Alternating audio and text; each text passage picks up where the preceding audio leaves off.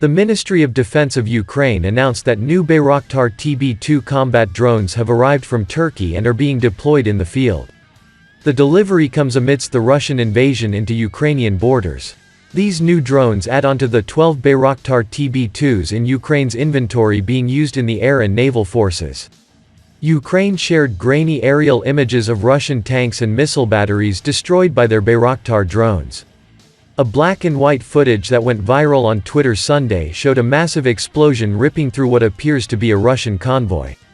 A footage released by the Ukraine military shows serious defects in Russian air defense cover, which is a surprise for many observers, Arda Mavlutoglu, a Turkish military and aerospace analyst told the Time outlet. The footage is also very useful for PR and psychological warfare. The video shared by the Ukrainian Armed Forces on Sunday reveals one of the drone's key selling points, that they are capable of inflicting disproportionate damage on enemy hardware, far more cheaply than other drones, and at low risk. Osborne estimates that the Bayraktar drones were sold to Ukraine at a cost in the single-digit millions of dollars each, but that the Russian surface-to-air missile system destroyed in the video on Sunday could be worth up to $50 million.